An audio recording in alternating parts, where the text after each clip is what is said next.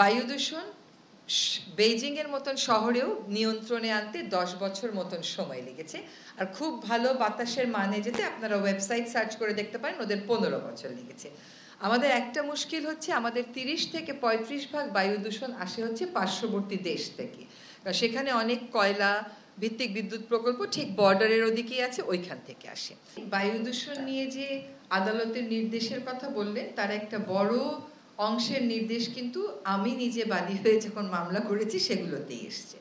বায়ু দূষণ আসলে আমরা বারবার বলছি, বায়ু দূষণ নিয়ন্ত্রণে আমরা কাজ করে যাচ্ছি।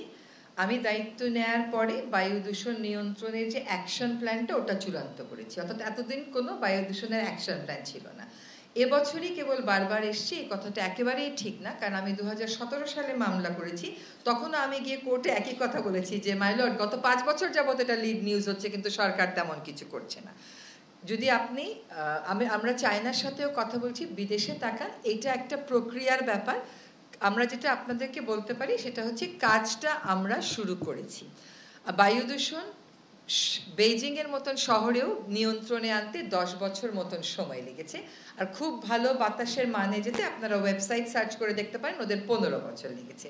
আমাদের একটা মুশকিল হচ্ছে, আমাদের 30 থেকে 35% বায়ু দূষণ আসে হচ্ছে পার্শ্ববর্তী দেশ থেকে। সেখানে অনেক কয়লা ভিত্তিক বিদ্যুৎ প্রকল্প ঠিক বর্ডারের ওদিকেই আছে, ওইখান থেকে আসে। আমরা যেটাকে টার্গেট করছি আমাদের স্বল্প সময়ের মধ্যে, সেটা হচ্ছে ধুলা দূষণটা।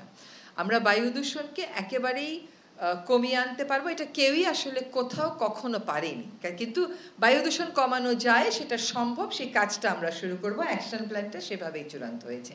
আমরা যেটা করবার চেষ্টা করব সেটা হচ্ছে ঢাকার আশেপাশের যে ইটভাটাগুলো থেকে বাতাসটা পুরো ঢাকাতে চলে আসে, সেই ইটভাটাগুলোর একটা ম্যাপ আমরা বাংলাদেশ নৌবাহিনীর সহায়তা নিয়ে করেছি।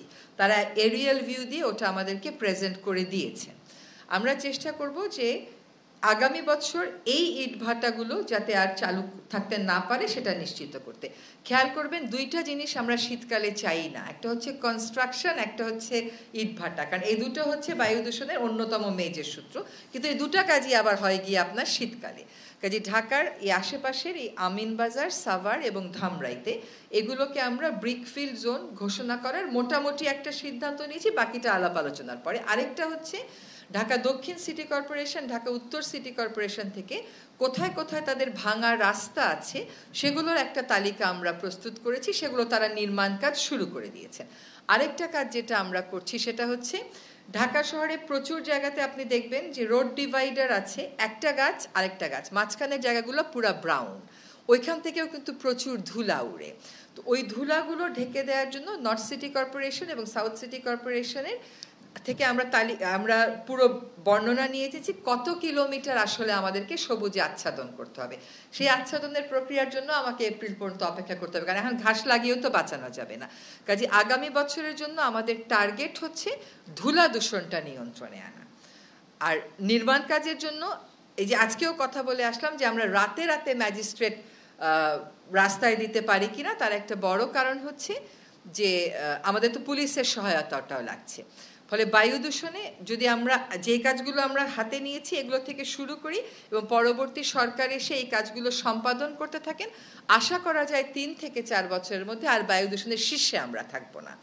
কিন্তু বায়ু দূষণটাকে নিয়ন্ত্রণে এনে উন্নত বায়ুতে যেতে আপনি দেখবেন চীনের মতন দেশকে ও মানে এটা সময় সাপেক্ষ ব্যাপার, একটু সময় লেগে যাবে।